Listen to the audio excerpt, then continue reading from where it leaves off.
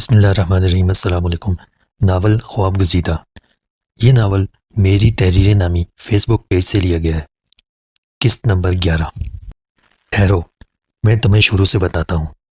काले चिराग ने गहरा सांस लेकर कहा, तुम्हारा भाई लाहौर के एक बहुत अच्छे स्कूल में तालीम हासिल कर रहा था। उस वक्त वो 8वीं या 9वीं क्लास में था। वो एक ज़हीन और तेज़ तर्रार लड़का था। छोटी सी उम्र में उसने बहुत कुछ सीख लिया था। गांव की ज़िंदगी से उसे इश्क था। शिकार का उसे जुनून की हद तक शौक था।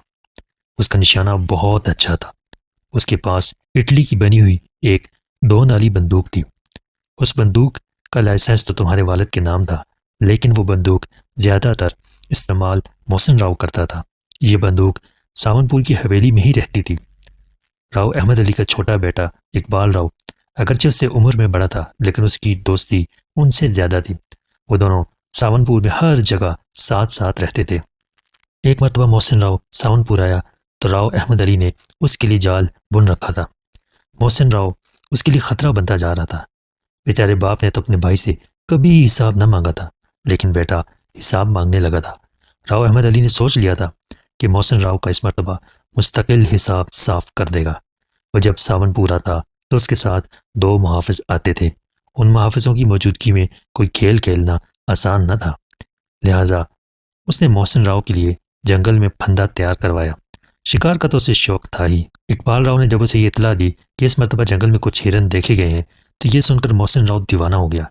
उसने अब तक तीतर का शिकार किया था, बड़े जानवर का शिकार न किया था। उसने दूसरे ही दिन शिकार का प्रोग्राम बना लिया। सुबह सवेरे ही इकबाल राव और वो चंद मुलाजमीन के साथ शिकार पर जाने के लिए तैयार हो गए। उस काम के लिए 2 जीपें मुंतखब की गई थी। सब लोग बैठ चुके थे। मोहसिन राव के मुहाफिजों का इंतजार था। फिर किसी ने आकर बताया तो वो दोनों गहरी नींद सो रहे हैं, उठाए नहीं उठ रहे। दूसरे मुलाजमों ने बताया कि वो तो जी रात भर ताश खेलते रहे हैं, सुबह तड़के सोए हैं। असल में रात को उन दोनों को दूध में अफ्यून डालकर दे दी गई थी। नतीजे में वो धत पड़े थे। मोहसिन राव को जंगल में उनकी ज़रूरत भी न थी। वो दोनों पर लानत भेजकर शिकार पर निकल गया। इकबाल राव अपने बाप के साथ उस साजिश में शरीक था। वो मोहसिन राव को ऐसे रास्तों पर ले गया जहां राव अहमद अली के आदमी डाकू के भेस में छुपे हुए थे। जैसे ही वो दोनों उनकी पहुंच में आए, डाकू घोड़े दौड़ाते हुए बाहर निकल आए और एक डाकू ने उसे उठाकर घोड़े पर लाद दिया और खुद भी सवार हो गया। फिर वो चारों डाकू मोहसिन राव को ले उड़े। इस तरह ये अगवा का खेल मुकम्मल हुआ। बाद में इतला लेकर आफ्ताब राव लाहौर पहुंचा, जिसे सुनकर तुम्हारे वालिद दीवाने हो गए थे। जंगल में काफ़ी अंदर जाने के बाद वो चारों डाकू एक जगह ठहर गए। एक डाकू ने मोहसिन राव को घोड़े से उतारा और सामने एक दरख्त के तने से बांध दिया। मोहसिन राव की सिट्टी गुम थी। उसको मामले की संगीनी का एहसास हो चुका था। अब वो पछता रहा था कि उसने अपने बाप के किए पर अमल न करके कितनी बड़ी गलती की। राव शमशाद अली ने उसे हिदायत दी थी कि बगैर मुहाफिजों के कहीं न जाना। अगर शिकार पर उसके साथ अपने मुहाफिज होते तो इतनी आसानी से उसका अगवा मुमकिन न था। खैर, अब जो होना था हो चुका था, या शायद अभी नहीं हुआ था, होने वाला था। उसे दरख्त से बांधकर शायद वो उसे शूट करना चाहते थे। तुम लोग कौन हो, क्या चाहते हो? मोहसिन राव ने घबरा कर पूछा। हम लोग तुम्हारी मौत हैं, तुम्हें यहाँ कत्ल करने के लिए लाए हैं। उनमें से एक ने हंसकर कहा, मैंने तुम्हारा क्या बिगाड़ा है? क्यों तुम लोग मुझे कत्ल करना चाहते हो? देखो, क्या ऐसा नहीं हो सकता कि तुम मेरी जान बख्श दो? इसके एवज तुम जितनी रकम कहोगे अपने बाबा से दिलवा दूंगा। रकम तो हम ले चुके हैं, उनमें से एक डाकू बोला, और ये रकम हमने तुम्हारी जान लेने के लिए ली है। हम अपने किए हुए सौदे से कभी नहीं फिरते। अब ये तुम्हारी किस्मत कि जान लेने का सौदा पहले हो गया। वो चार थे। चारों के चेहरे पर ढाटे बंधे हुए थे। उनमें से दो इस हक में थे मोहसिन राव को फौरन गोलियों से छलनी कर दिया जाए। एक का ख्याल था कि मारने के बजाय उसे यूं ही बंधा हुआ छोड़ दिया जाए। इस वीरान जंगल में उसकी मौत खुद ब खुद हो जाएगी। चौथा डामाडोल था। कभी वो सोचता कि उसे फौरन मार दिया जाए, कभी उसे उसके बच्चे होने पर रहम आ जाता और वो अपने साथी का हमनवा बन जाता, जिसका ख्याल था कि उसे बंधा हुआ छोड़कर चला जाए। अभी वो चारों इस मसले पर मुशावरत कर ही रहे थे कि मोहसिन राव जोर से बोला, बात सुनो। वो चारों दूर खड़े थे। उसकी आवाज़ सुनकर एक उसके नज़दीक चला गया। हाँ बोलो। अब जब कि तुम मुझे कत्ल करना ही चाहते हो, तो क्या तुम मरने से पहले मरने वाले की आखिरी ख्वाहिश नहीं पूछोगे? हाँ हाँ, क्यों नहीं पूछेंगे। बताओ, तुम्हारी आखिरी ख्वाहिश क्या है? मैं उस शख्स का नाम जानना चाहता हूँ जिसने तुम्हें इस काम पर लगाया है। मोहसिन राव ने कहा, ठीक है, मैं बता ही देता हूँ उसका नाम। वो खुश अखलाकी का मुजाहरा करते हुए बोला, उसका नाम राव अहमद अली है। उफ, मेरा चचा? मोहसिन राव ठंडी सांस लेकर रह गया। ए अल्लाह, तू इंसाफ करने वाला है। वो मोहसिन राव की बात सुनकर मुस्कुराता हुआ अपने साथियों के नज़दीक आ गया। क्या पूछता था? एक ने सवाल किया। कातिल का नाम पूछ रहा था। उसने बताया। क्या तुमने बता दिया? हाँ, मैंने बता दिया। उसकी आखिरी ख्वाहिश थी जो मैंने पूरी कर दी। चलो अब तैयारी करो। पहली गोली कौन चलाएगा? मैं चलाऊंगा, पहला बोला। और दूसरी गोली कौन चलाएगा? दूसरी मैं चलाऊंगा, दूसरा बोला। और तीसरी? पहले ने पूछा। यार, 2 गोलियां बहुत हैं, क्यों अपनी गोलियां ज़ाया करते हो? तीसरे ने राय दी। तुम क्या कहते हो? यार, इस लड़के पर मुझसे गोली नहीं चलाई जाएगी, चौथे ने साफ जवाब दिया। ये चौथा वो था जो उसे मारने के बजाय बंदा हुआ छोड़कर जाने के हक में था। ओए हटो बुज़दिलो। पहले ने तीसरे और चौथे शख्स को अपने सामने से हटाया। अपने कंधे से बंदूक उतारी, नाल खोलकर कारतूस चेक किया। कारतूस मौजूद था। नाल बंद करके उसने घोड़ा चढ़ाया और बंदूक सीधी करके उसने मोहसिन राव के दिल का निशाना लिया और बोला, पहली गोली मैं चलाता हूँ और आखिरी भी होगी। इस गोली में इसका काम तमाम हो जाएगा। निशाना लेकर अभी उसने लबी पर उंगली धरी ही थी और वो उसे दबाना ही चाहता था कि किसी ने एकदम कहा, गोली मत चलाना। चारों ने एक साथ पीछे मुड़कर देखा और देखते ही रह गए। आने वाला बड़ा अजीब शख्स था। वो एक दरख्त की ओट से अचानक ही बाहर आया था। जाने उस दरख्त के पीछे कब से खड़ा था। वो एक खाया पिया मोटा ताज़ा शख्स था। ऊपर का धड़ नंगा था। नीचे उसने एक मटियाली सी धोती बांध रखी थी। उसके जिस्म पर बेपनाह बाल थे। गले में उल्लू का पंजा तावीज़ की तरह लटका हुआ था। बड़ी बड़ी खौफनाक मूछें, सर मुंडा हुआ और चमकता हुआ जैसे सर पर तेल लगा रखा हो। कंधे पर सुर्ख मुंह वाला बंदर बैठा हुआ था। बंदर ने अपने दोनों हाथ उसके सर पर रखे हुए थे। हाथ में एक मजबूत लाठी थी। उसे देखकर यह अंदाजा लगाना मुश्किल था कि वो कौन है, उस जंगल में क्या कर रहा है। यार, ये बिनमानस कहाँ से आ गया है? क्या ख्याल है, चला दूं इस पर गोली? पहले शख्स ने बराबर खड़े अपने दूसरे साथी से पूछा। बिला वजह अपने सर खून लेने का क्या फायदा? उसे नजदीक आने दो, पता तो चले आखिर ये है कौन। दूसरे ने कहा।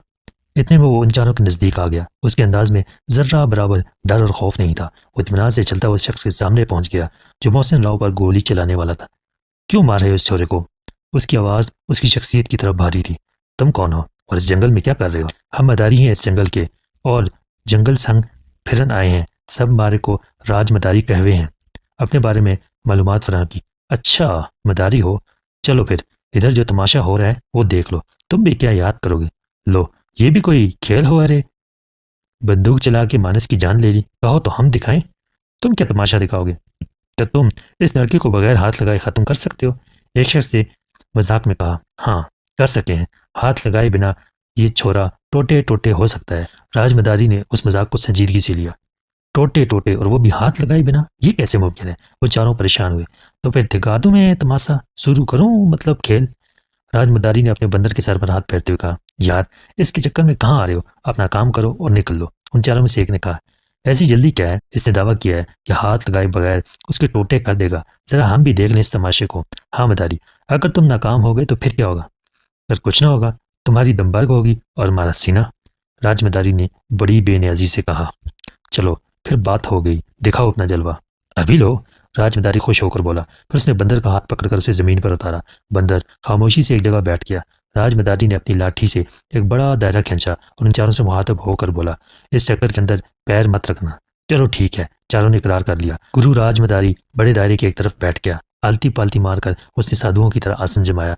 उसने अपनी बड़ी बड़ी सुर्ख आंखों से उन चारों को देखा और फिर अपनी लाठी को जमीन पर फेंक दिया। वो लाठी जमीन पर गिरती ही लहरा गई। वो लाठी मोटी रस्सी की शक्ल इख्तियार कर गई थी और धीरे धीरे ऊपर की तरफ बुलंद होती जा रही थी। देखते ही देखते वो इतनी बुलंद हो गई कि ऊपर का सिरा नजरों से गायब हो गया। राजमदारी की इस तमाशे ने उन चारों को हैरान कर दिया। आगे अभी तो बहुत कुछ होना था। राजमदारी ने तब इशारे से कहा, छोरे को लाओ। अच्छा, पहले शख्स ने कहा। क्या उसे खोल कर लाना होगा? राजमदारी ने इशारे से जवाब दिया। हाँ, फुर्ती दिखाओ। तब पहले शख्स ने अपने दूसरे साथी को इशारा किया कि वो मोहसिन राव को खोल कर यहाँ ले आए। उसने राजमदारी की तरफ बंदूक तान दी ताकि किसी भी गड़बड़ की सूरत में गोली चलाकर उस मदारी को मारा जा सके। राजमदारी ने इस बात की परवाह न की कि उसे निशाने पर ले लिया गया है। वो पूरे आराम से बैठा रहा। दायरे के करीब जब मोहसिन राव और दूसरा शख्स आ गया तो राजमदारी ने मोहसिन राव को अंदर आने को कहा। मोहसिन राव हैरान परेशान दायरे में आ गया। फिर राजमदारी ने मोहसिन को करीब बुलाकर आहिस्ता से समझाया और वापस अपनी जगह जाने को कहा। छोरे, क्या नाम है तेरा? राजमदारी ने पूछा। मोहसिन राव। इस रस्सी पर चढ़ सकते हो तुम? हाँ, क्यों नहीं, बहुत आसानी से। तो फिर चढ़ जाओ। राजमदारी, एक बात याद रखना, कोई चालाकी दिखाई तो अपनी जान से जाओगे, पहले शख्स ने कहा। राजमदारी ने उसकी बात सुनी अनसुनी कर दी और मोहसिन राव से मुखातिब होकर बोला, छोरे, रस्सी पकड़ो और ऊपर चलो। मोहसिन राव ने अपने जूते उतारे और रस्सी पकड़कर ऊपर चढ़ने लगा। चलो और ऊपर ऊपर, राजमदारी हिदायत दे रहा था। मोहसिन राव रस्सी पकड़कर तेजी से ऊपर चढ़ता गया, यहाँ तक कि वो नजरों से गायब हो गया। मोहसिन ऊपर पहुंच गया रे? हाँ पहुंच गया। ऊपर से आवाज आई लेकिन वो दिखाई न दिया। वो चारों दम साधे ये तमाशा देख रहे थे और रस्सी को भी देख रहे थे जिस पर चढ़ते चढ़ते मोहसिन अचानक गायब हो गया था। कमीज नीचे उतार फेंक, राजमदारी ने हुक्म दिया। चंद मिनटों बाद एक कमीज ऊपर से लहराती हुई जमीन पर आ गिरी। ये मोहसिन राव की कमीज थी। चल अब बनियान भी उतार। ये हुक्म मिलते ही बनियान भी लहराती हुई नीचे जमीन पर आ गई। उसके बाद राजमदारी ने मोहसिन के सारे कपड़े एक एक करके नीचे मंगवा लिए। अब तेरे बदन पर क्या है चोरे? कुछ नहीं, ऊपर से मोहसिन राव की आवाज आई। ठीक है, राजमदारी ने कहा। फिर वो उन चारों से मुखातिब होकर बोला, अब असल तमाशा हौसले से देखना। अपनी धोती का पट खोलकर उसमें लेपटा हुआ चाकू उसने निकाला और फिर धोती कसकर बांध ली। 6 इंच लंबे फल का चाकू खोलकर उसे जमीन पर रख दिया और अपने बंदर को इशारा किया। बंदर चाकू अपने मुंह में दबाकर रस्सी पर चढ़ गया। वापस आया तो उसके मुंह में चाकू न था। वो खामोशी से राजमदारी के पास बैठ गया। राजमदारी आंखें बंद करके तेजी से कुछ पढ़ने लगा। कुछ देर के बाद उसने आंखें खोली तो उसकी बड़ी बड़ी आंखों में खून उतरा हुआ था। उसकी आंखें इस कदर खौफनाक थी कि उन चारों में से एक की भी हिम्मत न थी कि उसकी आंखों में आंखें डाल सकते। अब उसने जमीन पर अपनी उंगली से एक लकीर खींची और बोला, सीधा हाथ। चंद लम्हों में सीधा हाथ छाने से अलग होकर जमीन पर आ गिरा। ऐसा लगता था जैसे चाकू से काट कर नीचे फेंका गया हो। वो खून आलूद हो रहा था। राजमदारी ने जमीन पर दूसरी लकीर खींची और बोला, उल्टा हाथ। ये चंद लम्हों में ही उल्टा हाथ भी जमीन पर आ गिरा। फिर उसने तीसरी लकीर जमीन पर खींची और हुक्म दिया, सीधी टांग। सीधी टांग आने में चंद सेकंड लगे। इसी तरह चौथी, पांचवी और छठी लकीर पर उल्टी टांग, सर और फिर धड़ कटकर नीचे आ गिरा। वो सर और जिस्म के अज़ा मोहसिन राव के ही थे। इस मंजर ने उनकी सिट्टी गुम कर दी। वो राजमदारी को महज बंदर का तमाशा दिखाने वाले समझ रहे थे, लेकिन वो तो उनसे बड़ा कातिल निकला था। उसने अपने दावे के मुताबिक बगैर हाथ लगाए मोहसिन राव के टोटे टोटे कर दिए थे, जिन्हों वो चारों अपनी 8 आंखों से हैरतज़दा होकर देख रहे थे। अब खड़े खड़े का देखो, जाओ अपना रास्ता पकड़ो। सुबह ही सुबह ताव दिलाकर हमसे खून करा दिया। बड़ा पाप करवाया है तुम लोगों ने। अब अपनी शक्ल गुम करो। मारे को कहीं गुस्सा आया तो फिर तुम में से कोई इधर टोटे टोटे ना हो जावे। जाओ भागो। ये बात उसने इतने खौफजदा करने वाले अंदाज में की थी कि उन चारों के पांव उखड़ गए। वैसे भी वो मोहसिन राव को कत्ल करने आए थे। वो उसे गोली मारकर कत्ल करते, अब वो गोली के बगैर ही कत्ल हो गया था। कत्ल भी ऐसा कि उसका जिस्म टुकड़े टुकड़े हो गया था। ऐसी सफाकी से तो वो भी उसे नहीं मार रहे थे। अब यहाँ रुकना फजूल था। क्या पता राजमदारी वाकई गुस्से में आ जाए। चारों ने एक दूसरे को आंखों आंखों में चलने का इशारा किया और अपने घोड़ों की तरफ भागे। खटाखट सवार हुए और उन्हें एड़ मारकर हवा हो गए। जंगल में कुछ देर घोड़ों की टापों की आवाज़ गूंजती रही, फिर वो मासूम हो गई। जब उसे यकीन हो गया कि वो चारों दूर जा चुके हैं तो उसने अपनी रान पर हाथ मारकर जोरदार आवाज़ में गला साफ किया और फिर अपने बराबर बैठे बंदर से बोला, ला रे रसिया चाकू। वो बेचारा बंदर भी इतनी देर से अपने मुंह में चाकू दबाए परेशान हो रहा था। उसने फौरन सामने से चाकू अपने दांतों से छोड़ दिया। राजमदारी ने खुला हुआ चमकता चाकू बंद किया और अपनी धोती में बांध लिया। फिर उसने जोर से आवाज लगाई, आ जा रे छोरा। ये आवाज सुनकर मोहसिन राव, जो एक दरख्त के पीछे छुपा ये तमाशा देख रहा था, हंसता हुआ दरख्त की ऊँट से बाहर निकल आया और उसके सामने खड़ा हो गया। अब न वहां मोहसिन की लाश के टुकड़े थे, न आसमान की तरफ जाती रस्सी थी। अलबत्ता राजमदारी की लाठी जमीन पर उसी तरह पड़ी थी जैसी उसने फेंकी थी। मोहसिन की समझ में कुछ न आया कि ये क्या तिलिस्म था। वो हैरान परेशान राजमदारी को देख रहा था। उसे इस बात की खुशी थी कि उसकी जान बच गई। किराए के कातलों से राजमदारी ने उसे बचा लिया। बेशक जादू के जोर से ही सही, लेकिन वो बच तो गया। असल में राजमदारी यहाँ से कुछ फासले पर बैठा अमलियात में मसरूफ था। उसका बंदर दरख्तों पर इधर से उधर झूलता फिर रहा था। मदारी ने जब मोहसिन राव को दरख्त से बंधे हुए देखा तो उसे ये समझने में देर न लगी कि वो लोग किराए के कातिल हैं और इस लड़के को कत्ल करने का इरादा रखते हैं। राजमदारी को मोहसिन राव अच्छा लगा। उसका कोई बेटा न था, बस एक लड़की थी जो शायद मोहसिन राव से 1-2 साल बड़ी होगी। उसने फौरन उसे अपना बेटा बनाने का इरादा कर लिया। राजमदारी ने बंदर और रीछ जरूर पाले हुए थे, लेकिन वो गली कूचों में रीछ बंदर का तमाशा दिखाने वालों में से न था। वो अपने फन का मुजाहरा राजाओं, नवाबों, जागीरदारों और बड़े बड़े लोगों के सामने किया करता था। जब किसी बड़े आदमी को अपने रिश्तेदारों, अजीजों को अनोखी तफरी मुहैया करना होती तो वो मदारी को बुलवा भेजता। उसका 2-2.5 घंटे का तमाशा लोगों को दम बहुत कर देता था। काफ़ी अरसे से वो एक मददगार की तलाश में था। उसकी लड़की अब जवान हो गई थी, राजमदारी के साथ ही जाती थी, लेकिन अब वो चाहता नहीं था कि इन तमाशों में अपनी बेटी को साथ रखे। मोहसिन राव को देखकर उसके दिल की कली खिल गई। उसने खड़े खड़े फैसला कर लिया कि उन चारों कातलों से जान कैसे छुड़ानी है। उसे उनसे जान छुड़ाने में ज़्यादा मेहनत न करनी पड़ी। वो चारों अहमक खुद बहुत उसके दाम में फंस गए। फिर जब उन्होंने मोहसिन राव के टुकड़े जमीन पर गिरते देखे तो उनके होश उड़ गए। वो लोग अपने घोड़े सर पर दौड़ाते जंगल में गुम हो गए थे। कातिल तो चले गए थे, लेकिन अब मोहसिन राव को अपना कैसे बनाया जाए। वो छोटा जरूर था, लेकिन नादान न था।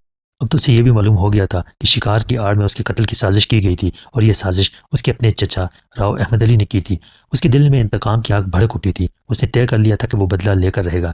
फिलहाल तो जंगल से निकलकर किसी तरह लाहौर पहुंचने का मसला उसके सामने था और राजमदारी ये सोच रहा था कि इस लड़के की रूह पर किस तरह कब्जा किया जाए कि वह सब कुछ भूल जाए, उसे छोड़कर कहीं जाने का नाम ही न ले। छोरा, तू कौन है रे? ये लोग तो है, कहाँ से लाए? जवाब में मोहसिन राव ने मुख्तसरन अपने बारे में सब कुछ बता दिया। राव अहमद अली और सावनपुर के बारे में सुनकर राजमदारी चौंका। ये नाम कहीं सुना हुआ था। सारी कहानी सुनकर राजमदारी ने मोहसिन राव को दिलासा दिया। उसने कहा अब वो बेफिक्र हो जाए, अब उसे कोई खतरा नहीं है। वो उसके साथ उसकी बस्ती में चले, वहां से लाहौर जाने का बंदोबस्त कर दिया जाएगा। राजमदारी अगर उसे अपने साथ ले जाने की पेशकश न करता तो भी उसे उसके साथ जाना था। वो उस जंगल से अकेला तो नहीं निकल सकता था। मोहसिन ने फौरन राजमदारी की मदद की पेशकश कबूल कर ली और उसके साथ चल दिया। राजमदारी ने वहां से थोड़े से फासले पर अपना आसन जमाया हुआ था। वहां बैठा वो अपने किसी अमल में मसरूफ था। वो मोहसिन राव को लेकर अमल वाली जगह पर पहुंचा। बंदर उसके कंधे पर चढ़ा हुआ था। वहां जमीन पर चटाई बिछाई हुई थी। एक छोटी बाल्टी धरी थी। राजमदारी ने मोहसिन राव को उस बाल्टी से पानी पिलाया और फिर रीछ की काल तय करके अपने कंधे पर लटकाई, बाल्टी हाथ में पकड़ी, बंदर को कंधे पर चढ़ाया और फिर तेज तेज एक सिमत चल पड़ा। मोहसिन राव उसके पीछे हो गया। कोई 1.5 घंटे की मुसाफिर के बाद वो जंगल से निकले। जंगल से निकलकर राजमदारी ने उससे कहा, थका तो नहीं छोरे?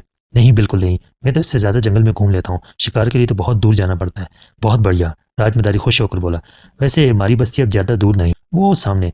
राजमदारी ने ऐसे कहा जैसे एक आध फरलांग का फासला हो, जबकि सफ़र 2 मील के बराबर साबित हुआ था। खैर, नहर का एक पुल पार करके मोहसिन राव को झोंपड़ियों पर मुश्तमिल एक बस्ती दिखाई दी। झोंपड़ियों में कुछ कच्चे पक्के मकान भी दिखाई दे रहे थे। राजमदारी का कच्ची पक्की मिट्टी का बड़ा सा मकान था। कमरों के सामने एक खुला सहन था और सहन के गिर्द 4 फुट ऊंची चारदीवारी बनी हुई थी।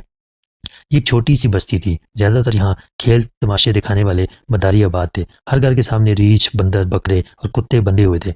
राजमदारी का मकान सबसे अच्छा और बड़ा साफ सुथरा था। वो इस बस्ती का सरदार था और मुखिया जी कहलाता था। राजमदारी की बेटी का नाम यूं तो रखी था, लेकिन वो उसे राखी कहकर पुकारता था। राखी 14-15 साल की एक पुरकशिश लड़की थी। वो अपनी माँ पर गई थी। उसकी माँ को मरे हुए 2 साल हुए थे। वो बस्ती की सबसे खूबसूरत औरत थी। यही हाल राखी का था। वो भी बस्ती की सबसे खूबसूरत लड़की थी। यूं तो राजमदारी के यहाँ 2 लड़के हुए थे, लेकिन वो दोनों 4-4 साल के होकर चल बसे थे। दोनों की मौत गर्दन तोड़ बुखार की वजह से हुई थी। उसे बेटे की शदीद ख्वाहिश थी। ये ख्वाहिश हादसाती तौर पर तस्कीन पा गई थी। उसे मोहसिन राव के रूप में पला पलाया बेटा मिल गया था। और रास्ते भर सोचता आया था कि मोहसिन राव पर ऐसा क्या जादू टूना करे कि वो उसका मती व फरमाबरदार बनकर बस्ती में रह जाए, यहाँ से जाने का नाम ही न ले। और राजमदारी के लिए कोई इतना मुश्किल काम न था। किसी के दिल पर कब्जा जमाने के उसे बहुत से अमल आते थे। रात के शहनशाह यानी उल्लू का पंजा उसके गले में पड़ा हुआ था। जिसके गले में उल्लू का पंजा हो, उसके लिए किसी को उल्लू बनाना क्या मुश्किल था। उसने घर पहुंचकर सबसे पहला काम यही किया। एक छोटे से सादा कागज पर उल्लू के पंजे से कुछ पुर इस तरह से निशान बनाए। निशान बनाने के दौरान वो कुछ बड़बड़ाता रहा। फिर उसने राखी से एक गिलास शरबत लाने को कहा। राखी ने शरबत से भरा गिलास बाप के सामने रखा तो उसने उस कागज को शरबत में डालकर उसे थोड़ा घुमा कर निकाल लिया और राखी से कहा कि वो मोहसिन राव को शरबत दे आए। मोहसिन राव दूसरे कमरे में चरपाई पर नीम दराज था। वो लंबी मुसाफत तय करके आया था, इसलिए जरा थक गया था। राखी कमरे में दाखिल हुई तो मोहसिन ने नजर उठाकर राखी को देखा। अगरचे राखी ने उसे अपने घर आते हुए पहले ही देख लिया था, लेकिन वो उसके सामने अब आई थी। उसने भी उसे गौर से देखा। दोनों एक दूसरे को देखकर बैक वक्त मुस्कुराए। राखी ने गिलास आगे बढ़ाया। मोहसिन राव ने गिलास उसके हाथ से ले लिया। ये शरबत था, ठंडा और मीठा था। उसे बेहद पसंद आया। वो घुट घुट करके एक ही सांस में सारा चढ़ा गया। उस शरबत ने अपना काम कर दिखाया। उसने उसका माजी तो नहीं छीना। उसे ये तो याद रहा कि वो कौन है, कहाँ से आया, लेकिन वो अपनों से बेगाना हो गया। राजमदारी के उस कच्चे घर की उल्फत उसके दिल में समा गई। अंदर से कोई लगातार उसे याद दिलाता कि उसे अपने घर लाहौर जाना है। अंदर की इस आवाज़ पर वो कभी कभी उठ खड़ा होता। बावजूद कोशिश के उस बस्ती की दूर से वो न निकल पाता। उस पर घबराहट तारी हो जाती। इसी तरह 2 साल गुजर गए। राजमदारी ने आहिस्ता आहिस्ता उसे अपना फन बख्शना शुरू किया। अब छोटे मोटे तमाशे करके वो लोगों को हैरान कर देता था। राजमदारी ने छोटे मोटे तमाशों के साथ जंगल का इल्म भी उसे सिखाना शुरू किया था। राजमदारी जानवरों की आवाज़ का माहिर था। वो ऐसी ऐसी आवाज़ें निकालता था कि मतलूबा जानवर या परिंदा उसकी आवाज़ सुनकर उसके सामने आ जाता था। मोहसिन राव को शिकार का बहुत शौक था। उसने बहुत जल्द मुख्तलिफ परिंदों की आवाज़ें सीख लीं। अभी उसका बेहतरीन मशगला था कि वो सुबह सवेरे जंगल का रुख करता। उसे तीतर के शिकार का बहुत शौक था। जंगल में जहाँ भी कहीं उसे तीतर नजर आता, वो जाल बिछाकर एक जगह बैठ जाता और अपने मुंह से तीतर की आवाज़ निकालता तो 4 आवाज़ों के बाद ही तीतरों का जवाब आने लगता और वो उड़ते हुए दौड़ते हुए उसकी तरफ खींचे चले आते। जब वो देखता कि 8-7 तीतर जमा हो गए हैं तो वो झटका मारकर जाल खींच लेता। 4-5 तीतर जाल में ज़रूर फंस जाते। वो इन तीतरों को जाल से निकाल कर पिंजरे में मुंतकिल कर देता और बस्ती में आ जाता। राखी उन तीतरों को ज़बह करवा कर पकाती। मोहसिन राव बड़े मज़े से ये गोश्त खाता। बस्ती के करीब ही नहर थी। मोहसिन अपनी तैराकी का शौक नहर में तैर कर पूरा करता। वो धड़ाधड़ पुल से छलांग मारकर पानी में गिरता और गोता मारकर कहीं का कहीं जा निकलता। अब राजमदारी उसे अपने खेल तमाशों में साथ ही रखने लगा। वक्त गुजरता गया, यहाँ तक कि मोहसिन जवान हो गया। एक तो मोहसिन खूबसूरत था, ऊपर से जवान था और फिर साहिर था। इन तीनों चीज़ों ने आसपास के इलाकों में से बेहद मकबूल कर लिया था। बस्ती की लड़कियां उसकी एक नज़र को तरसती थीं, मगर वो नज़र उठाकर न देखता था। खुद राखी अगरचे उससे 2 साल बड़ी थी, लेकिन अपना दिल हार बैठी थी। हर वक्त उस पर जान निछावर करने को तैयार रहती थी, मगर मोहसिन अपनी धुन में मगन रहता था। राजमदारी उसे बेटों की तरह चाहता था, लिहाजा वो भी राखी को तकद्दस की नज़र से देखता था। एक रोज़ सुबह ही सुबह राजा बहराम नगर का कारिंदा घोड़े पर सवार राजमदारी के घर पहुंचा। राजा बहराम नगर वाले तमाशे के बड़े शौकीन थे और राजमदारी को खेल तमाशा दिखाने के लिए बुलाते रहते थे। आज उनका कारिंदा उनका ही पैगाम लेकर आया था। राजा बहराम नगर की बेटी नादरा की 2 दिन बाद मंगनी थी, लिहाजा इस मौका पर उसका खेल तमाशा रखा गया था और बेहद इसरार पर बुलाया गया था। राजमदारी की भला क्या मजाल थी कि वह जाने से इनकार करता। उसने फौरन ही हामी भरी और प्रोग्राम तय कर लिया। 2 दिन के बाद दोपहर को राजा साहब की गाड़ी उन्हें आकर ले गई। 2 घंटे के सफर के बाद वो दोनों हवेली पहुंच गए। इस मौके पर हवेली खूब सजी हुई थी। हवेली के सरजजार पर इस खेल को पेश किया जाना था। शाम के वक्त मेहमान आना शुरू हो गए। राजमदारी के लिए एक छोटा सा स्टेज बनाया गया था। सामने घास पर कुर्सियां बिछी हुई थी। लोग आते जाते और बैठते जाते। राजमदारी और मोहसिन राव स्टेज पर मौजूद थे और अपनी खेल की तैयारियों में मसरूफ थे। वो दोनों आपस में तय कर रहे थे कि कौन सा तमाशा कब और कैसे दिखाया जाएगा। कुछ देर के बाद सामने की कुर्सियों पर नादरा और उसका होने वाला शौहर वकार बैठ गए। तब राजा बहराम उमर ने राजमदारी को खेल शुरू करने का इशारा किया।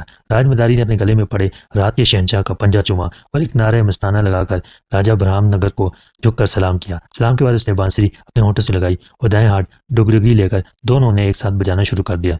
बांसुरी की ले और डुगडुगी की ताल पर मोहसिन राव ने रक्स शुरू किया। दोनों ने मिलकर एक समा बांध दिया। मोहसिन राव काली पैंट और सुर्ख कमीज पहने हुआ था। सुर्ख सफ़ेद रंगत, घुंघराले बाल और कशिश मकनतीसी आंखें, इस पर एक खास किस्म का अंदाज का रक्स। लोगों की उस पर नजरें गड़ी हुई थीं, यूं जैसे वो इस दुनिया का आदमी न हो, कोई खलाई मखलूक हो। रक्स व मौसीकी अख्ताम को पहुंची तो मोहसिन राव स्टेज से कूदकर राजा बहराम नगर के पास पहुंचा और मुदबाना अंदाज में अंग्रेजी में बोला, जनाब मुझे मंगनी की अंगूठी दरकार है। उसे इंग्लिश बोलता देखकर नादरा को खुशगवार हैरत हुई और इससे पहले कि राजा बहराम अपनी बेटी से मंगनी की अंगूठी उतारने को कहते, नादरा ने जल्दी से अंगूठी अपनी उंगली से निकालकर मोहसिन राव के हवाले करना चाहिए। मोहसिन राव ने इशारे से उसे रोका। फिर उसने एक चौड़े मुंह की शीशी की बोतल का ढक्कन खोला और उसमें अंगूठी डालने का इशारा किया। अंगूठी उसमें डाल दी गई। तब मोहसिन राव ने वहीं खड़े खड़े बोतल का ढक्कन बंद किया। अगली रो में बैठे हुए लोगों को एक एक करके शीशे की बोतल में बंद हीरे की अंगूठी दिखाई। उसके बाद वो बोतल को लेकर स्टेज पर पहुंच गया और एक स्टूल पर बोतल को रख दिया। बोतल में बंद अंगूठी सबको दिखाई दे रही थी। फिर उसने अपनी पैंट की जेब से एक स्याह रुमाल निकाला। रुमाल को एक खास अंदाज में लहराकर बोतल पर डाल दिया। बोतल रुमाल से छुप गई। राजमदारी बांसुरी और डुगडुगी जाते हुए स्टूल के गिर्द एक चक्कर लगाने लगा। चक्कर खत्म होते ही मोहसिन राव ने रुमाल खींच लिया। तब लोगों ने देखा कि बोतल से अंगूठी गायब थी। नादरा का दिल धक से रह गया। उसने परेशान होकर अपने होने वाले शौहर वकार की तरफ देखा। हैरत अंगेज। इसी असना में मदारी बोला, राजा साहब हमारे छोरे से गलती हो गई, बीबी का अंगूठी मिलना अब मुश्किल है। अरे ये क्या कह रहे हो? नादरा का मंगेतर वकार इस बार और ज्यादा परेशान होकर बोला। उसके बराबर राजा साहब बैठे हुए थे और आराम से बैठे मुस्कुराते रहे। उन्होंने कोई तबसरा न किया। ये कहकर राजमदारी दूसरा तमाशा दिखाने में मगन हो गया। इस मरतबा उसने मोहसिन राव को स्टेज पर ले जाकर लेटने को कहा। जब वो लेट गया तो राजमदारी ने उसके ऊपर एक बहुत बड़ी सफ़ेद चादर डाल दी और लोगों से दरख्वास्त की कि ये बहुत नाजुक खेल है, इसमें लड़की की जान भी जा सकती है। इस खेल के दौरान कोई एक लफ्ज़ न बोले और अपने हाथ भी दूसरे हाथ से अलग रखे। ये तंबीह सुनकर सब लोग मुस्तैद होकर बैठ गए। कोई शख्स अगर हाथ बांधे बैठा था तो उसने अपने दोनों हाथ अलग कर लिए और खामोश होकर पूरी तवज्जो से तमाशा देखने लगा। राजमदारी ने बांसुरी और डुगडुगी बजाकर मोहसिन के गिर्द चक्कर लगाने शुरू किए। 3 चक्कर के बाद मोहसिन राव का जिस्म जमीन से उठने लगा, यहाँ तक कि वो उठते उठते 4 फुट बुलंद हो गया। वो किसी अकड़ी हुई लाश की तरह दिखाई दे रहा था। उसके जिस्म के साथ चादर भी उठती थी। चादर बहुत बड़ी थी, इसलिए उसके किनारे स्टेज को छू रहे थे। ये एक दम बखुद करने वाला मंजर था। कुछ देर के बाद राजमदारी ने उल्टे फेरे लेने शुरू किए। इस तरह मोहसिन राव का जिस्म आहिस्ता आहिस्ता जमीन से लग गया और जब राजमदारी ने चादर उसके ऊपर से उठाई तो वो मुस्कुराता हुआ उठ खड़ा हुआ। लोगों ने जबरदस्त तालियां बजाईं। तब अचानक ही नादरा को अपनी अंगूठी याद आई। उसने राजा साहब को मुखातब करके कहा, बाबा जानी मेरी अंगूठी। बेटा वो तो अल्लाह को प्यारी हो गई। उन्होंने हंसकर कहा, हाय नहीं। नादरा अफसरदा होकर बोली। तब राजा बहराम नगर ने राजमदारी को इशारा किया। भाई हमारी बेटी की अंगूठी का कुछ करो। राजमदारी के बोलने से पहले मोहसिन राव बड़े शाइस्ता लहजे में मुखातिब हुआ। सर, वो अंगूठी हमारे पास तो नहीं है। फिर कहाँ गई? इस मरतबा नादरा का मंगेतर वकार बोला। उसका लहजा जरा सख्त था। सर, आप अपनी जेबें देखें, कहीं आपके पास तो नहीं? ये क्या बकवास है? इस मरतबा से सचमुच गुस्सा आ गया। भाई वकार, इसमें इस कदर गुस्सा करने की क्या जरूरत है? लड़का कह रहा है तो अपनी जेबें देख लो। बहराम नगर ने हंसते हुए कहा। अपने ससुर के इस अंदाज पर वकार उलझ सा गया, उठकर खड़ा हो गया और उसने कोट की जेबें देखने के लिए जैसी पैंट की जेब में हाथ डाला तो एक अंगूठी उसके हाथ में आ गई। घबरा कर उसने हाथ बाहर खींचा तो ये देखकर परेशान हो गया कि ये तो वही अंगूठी थी जो उसने नादरा को पहनाई थी। मोहसिन राव उसके हाथ में अंगूठी देखकर फौरन वकार की तरफ लपका और उसके हाथ से अंगूठी लेकर तमाम लोगों को दिखाई। लोगों ने एक फरमाइशी कहका लगाया। मोहसिन राव ने वो अंगूठी शुक्रिया के साथ नादरा की हथेली पर रख दी। जाने क्यों उस वक्त नादरा का जी चाहा कि मोहसिन राव ये अंगूठी उसके हाथ पर रखने के बजाय उसकी उंगली में पहना देता। इस ख्वाहिश पर वो अंदर ही अंदर मुस्कुरा दी। इंसान की ज़िंदगी में बाज़ बातें ऐसी रनुमा हो जाती हैं कि वो इंसान को सोचने समझने की सलाहियत से महरूम कर देती हैं। उसकी समझ में नहीं आता कि उसने ऐसा क्यों किया। शायद मोहब्बत का जज्बा, एक दूसरे को पसंद करने का जज्बा। नादरा की तो मंगनी हो चुकी थी। मंगनी की अंगूठी उसकी उंगली में थी। मंगेतर उसके बराबर बैठा था। 1 साल बाद शादी होने वाली थी। इसके बावजूद अचानक दिल में इस ख्वाहिश का पैदा होना कि काश वो अंगूठी हाथ पर रखने के बजाय उंगली में पहना देता। कैसी अजीब बात थी, कैसी अजीब सोच थी, और ये बात इसके दिल में क्यों आई थी वो नहीं बता सकती थी। अंगूठी लौटाते वक्त खुद मोहसिन राव भी बहक गया था। उसने सोचा था काश वो ये अंगूठी हमेशा के लिए गायब कर सकता। अपनी सोच पर उसे अंदर ही अंदर हंसी आई। राखी नादरा के मुकाबले में कहीं ज़्यादा खूबसूरत थी। वो मोहसिन से प्यार भी बहुत करती थी, लेकिन मोहसिन ने उस पर कभी तवज्जो न दी थी। नादरा को देखकर न जाने उसके दिल को क्या हुआ था। अपने उस रवैये पर वो बार बार गौर कर रहा था, मगर कुछ समझ में नहीं आ रहा। खेल के सिलसिले में उसका दिमाग टूट गया था, इत्तेकास बिखर गया था। वो बार बार गलती कर रहा था और राजमदारी से डांट खा रहा था। मोहसिन, होश कर, क्या करे है? राजमदारी के बार बार टोकने पर उसे होश करना पड़ा। ये जादू के खेल थे, उसमें तवज्जो का बटना इंसान को बहुत नुकसान पहुंचा सकता था। बिलाखिर ये खेल तमाशा अपने अख्ताम को पहुंचा। राजमदारी ने राजा बहराम नगर से इनाम इकराम बटोरा और वापसी के लिए रखते सफ़र बांधा। रात को दोनों अपनी बस्ती में पहुंच गए। राजा साहब की गाड़ी उन्हें अपने ठिकाने पर छोड़ गई, लेकिन मोहसिन राव का दिल अपने ठिकाने पर नहीं रहा था। वो कहीं दूर बहराम नगर में रह गया था और एक चेहरा था जो उसकी आंखों में मुंजमद हो गया था। वह तस्वीर उसकी निगाहों से हटती ही न थी। फिर वो हुआ जिसकी तवक्को नहीं की जा सकती थी।